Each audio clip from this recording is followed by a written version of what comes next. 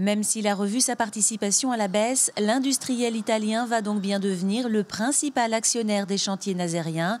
Sa participation devrait se faire à hauteur de 48%, comme l'a exigé le gouvernement français lors des négociations de ces derniers jours. C'est en deçà des 50%. Mais les Italiens seront bel et bien majoritaires au capital des chantiers, car Fincantieri s'associe avec un investisseur italien indépendant, la fondation Trieste, qui devrait prendre 7% des parts. L'État français conservera toutefois son droit de veto, avec une participation à hauteur de 33%. Enfin, pour compléter ce tour de table, c'est DCNS qui fait son entrée au capital. Le groupe industriel français prendra 12% des parts. La direction de STX a réagi hier soir en parlant d'une bonne nouvelle. Fincantieri étant perçu comme un acteur de référence connaissant bien le domaine maritime. Philippe Grosvalet, le président du département, a salué lui un accord historique, tandis que le président de la région, Bruno Retailleau, s'est dit surpris de cette décision hâtive de l'État.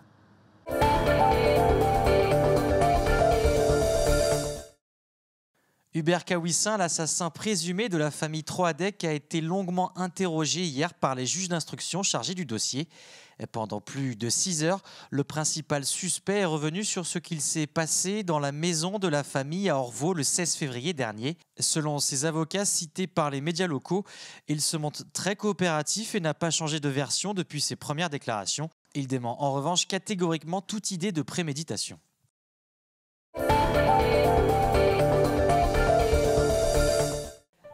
Le HBC Nantes est arrivé hier à Reims pour disputer le Final Four de la Coupe de la Ligue.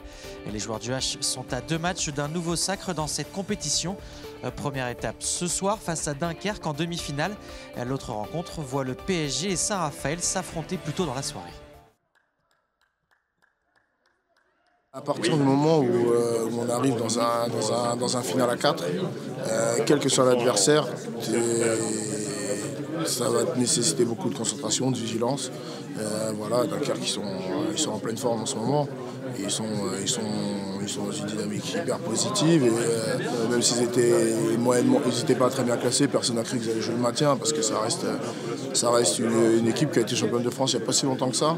Donc il va falloir qu'on soit très bon très bon pour essayer d'avoir le droit de jouer, d'avoir le droit de se jouer une finale. Ouais. L'idée que Dunkerque va mieux pendant que Nantes va moins bien, on verra ça demain sur le terrain. On est surtout très concentrés parce qu'on sait que les matchs vont être compliqués, vont être acharnés et que peut-être que certains détails vont faire pencher la balance. Mais on ne sait jamais comment un match va s'écrire, comment l'histoire va se dérouler. C'est juste, par contre, être prêt, bien préparé, être prêt et concentré pour faire un premier gros match en espérant qu'il y en ait un deuxième.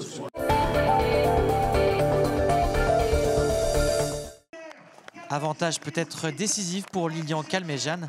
Le coureur Direct Énergie a remporté hier en solitaire la 4e étape du circuit de la Sarthe. Le coéquipier de Brian Cocard prend du même coup la tête du classement général avant la 5e et dernière étape aujourd'hui entre Abbaye de l'Épau et Saint-Calais. Le dernier tour, il a été très très long, j'ai douté parce que j'avais vraiment la grosse patte, mais derrière, je pense que derrière, ils étaient aussi cuits. L'étape, elle a fait 5h30 de vélo et c'était pas facile. Il y a eu un super travail d'équipe et j'avais juste à conclure. Ça paraît facile, mais voilà, c'était un tour à bloc, un contre-la-montre. Voilà. C'est une sensation particulière de finir comme ça parce qu'on va vraiment au bout de soi-même. Donc la victoire n'en est que plus belle.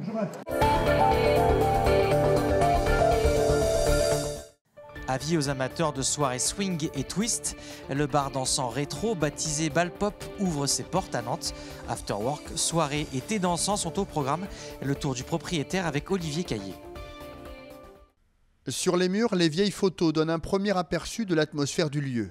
Et si les tourne-disques, vieilles bicyclettes ou fauteuils d'époque ne sont pas encore à leur place, le Bal Pop s'apprête à accueillir ses premiers clients. Alors c'est un bar dansant rétro, donc on est entre les années 20 et la fin des années 60. On est sur un concept autour de la danse et de la musique, avec des concerts le week-end, des initiations à la danse la semaine, des thés dansants. Un retour dans le temps imaginé par 2 Parisiens passionnés de danse et de musique arrivés à Nantes fin 2015. Un projet de 2 ans monté notamment grâce à du financement participatif, mais surtout à l'énorme volonté du jeune couple. On a tout fait parce que le but c'était vraiment de surprendre nos clients. Donc on a tout chiné nous-mêmes, que ce soit dans des brocantes. Il y a des associations qui nous ont offert beaucoup de choses aussi. On a fait des appels aux mamies sur les réseaux sociaux pour que les grands-mères et les grands-pères puissent nous donner des objets et ça a fonctionné. Tout objet ici a une histoire.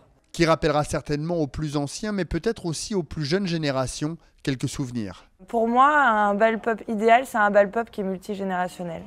C'est un endroit où on peut rencontrer sa mère, voire sa grand-mère. J'avais envie de construire un lieu qui rassemble les gens, voilà, tout simplement. Et pour un premier bond dans le temps, rendez-vous vendredi 18h au 91 route de Vannes.